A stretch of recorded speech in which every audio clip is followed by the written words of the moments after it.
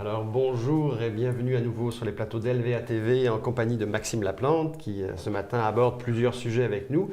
Et le sujet de cette capsule va porter un peu sur le regard vers l'avenir de l'agriculture et un peu aussi le mea culpa en fait sur ce qui s'est fait bien fait, moins bien fait. D'ailleurs c'est un petit peu ce que Roméo Bouchard dans le livre qu'il sort va sûrement expliquer également.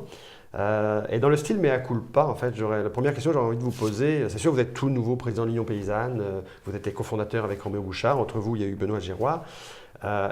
Est-ce que l'Union paysanne, qui, après 18 ans d'existence, si je ne me trompe pas, n'a pas obtenu, en fait, la reconnaissance officielle des gouvernements, se dit, il y a quelque chose qu'on a raté un peu. On a manqué, on a sensibilisé du monde, oui, les médias nous suivent, il y a du monde qui nous suit, mais on n'a pas réussi à sensibiliser le milieu politique.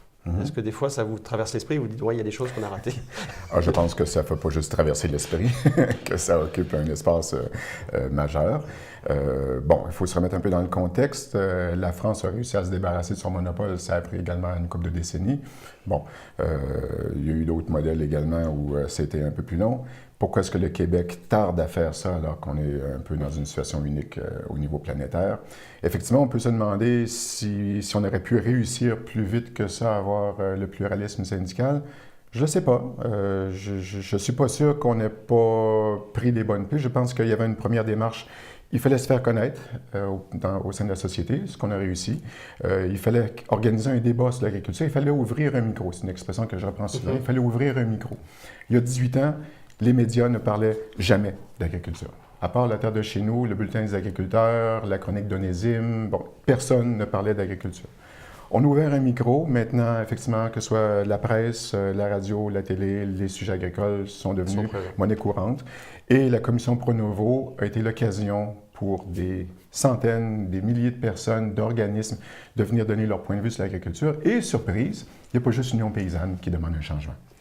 Oui, parce qu'en fait, depuis, j'allais vous dire, on va venir justement au CEA, parce que je voulais parler du CEA qui est arrivé en 2010.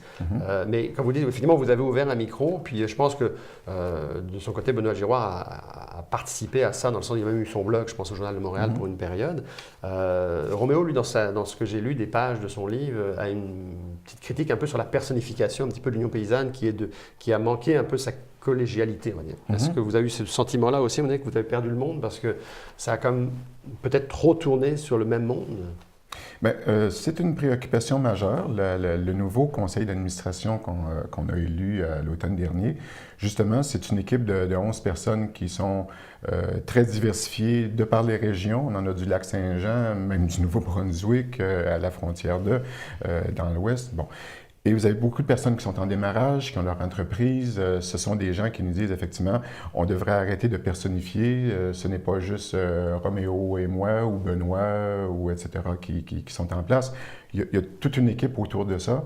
Et on évolue tranquillement vers une situation où ça pourrait être effectivement une plus grande répartition des efforts, que les présidents soient plus, par exemple, des porte-paroles. C'est une des réflexions qu'on a actuellement, de façon à ce que chaque acteur devienne vraiment porteur de son dossier.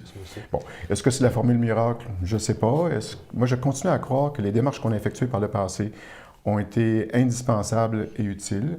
On a au moins réussi à embarquer toute la société civile dans un débat sur l'agriculture. Maintenant, on a le droit de parler d'agriculture sans se faire insulter en public, ce qui était le cas avant 18 ans. Moi, quand j'ai fondé l'Union paysanne au départ, quand on osait juste mentionner le mot agriculture, c'était les insultes, c'était les grossièretés, c'était les cris, c'était les hurlements en séance du conseil municipal ou de la MRC. Vous n'avez aucune idée comment ça s'est passé au début. Ça a changé. On peut maintenant parler de développement agricole sans se faire vilipender sur la face publique. Puis d'ailleurs, vous avez été les initiateurs d'un nouveau mouvement d'agriculture, en fait. Vous avez été effectivement un modèle, possiblement, je ne sais pas si Jacques Cartier aimerait que je dise ça, un modèle, mais enfin, quand même un modèle d'ouverture. Ils ont créé les céréaliers du Québec, les conseils d'entrepreneurs agricoles, les producteurs de gazon. Il y a eu un regroupement, en fait, de producteurs qui ne sont pas vraiment dans votre philosophie de l'agriculture, mais qui, eux aussi, ont un point commun avec vous. Ils veulent se représenter eux-mêmes, en fait, et dire, nous, non, l'UPA, ça suffit, on va créer notre propre association. Ils ont créé le CEA en 2010. Donc, vous êtes au moins deux, en fait, à réclamer ce pluralisme. Et est-ce que ces organisations-là ils ont fait beaucoup de lobbying pour leur part, la KINAC aussi, qui n'a pas tout à fait les mêmes visions non plus, mais qui a fait beaucoup de lobbying. Est-ce que ces associations-là, qui ont quand même des fois des modèles similaires, se parlent assez? Ben, on se parle au niveau, c'est sûr qu'on a des interfaces qui sont communes. La volonté d'établir le pluralisme agricole, ça c'est une piste majeure. Est-ce qu'on est obligé d'avoir la même vision et la même perception, la même orientation de l'agriculture? Non. Chaque organisme a sa raison d'être. Sinon, on en revient à la question du monopole. Donc, si on a tous la même vision, donc pourquoi avoir la diversité? Donc, c'est clair que c'est... Vous ne demandez pas que l'Union paysanne représente toute l'agriculture. Comme Jacques Cartier ne demande pas à représenter toute l'agriculture. Je ne veux surtout pas l'abolition de l'UPA.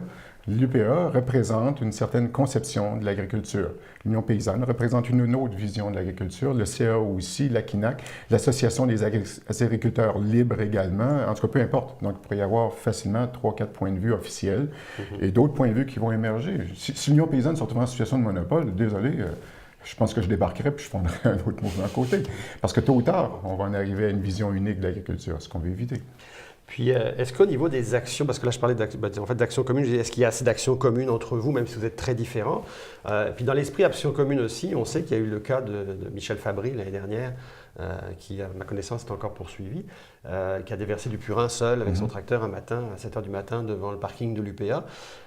Est-ce que ce genre d'action doit se mener seul, doit se mener collectivement, doit se mener entre plusieurs organisations? Est-ce que vous devriez faire des coups d'éclat? On a vu la députée caquiste Chantal Soucy à la rencontre de mercredi soir au Céréalier du Québec, quand un producteur lui a dit est-ce qu'il va falloir bloquer la vin pour que ça bouge?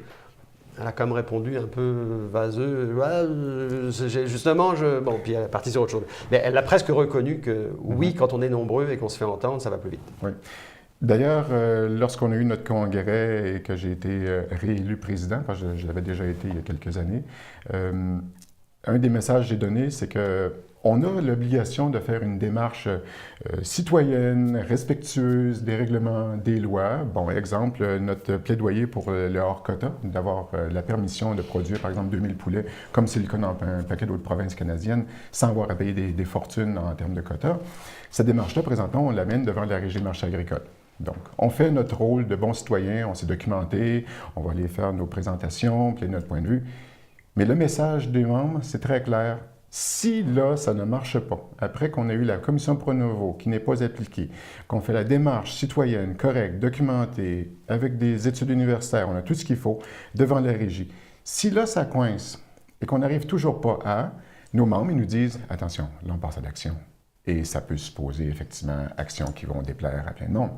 Je pense que le devoir de citoyen est de respecter les lois qui sont en place et de les dénoncer lorsque les lois sont complètement aberrantes. Et je pense qu'en agriculture, on est dû pour un changement. Donc, mes membres me disent très clairement, on a une rencontre à ce sujet-là demain là-dessus.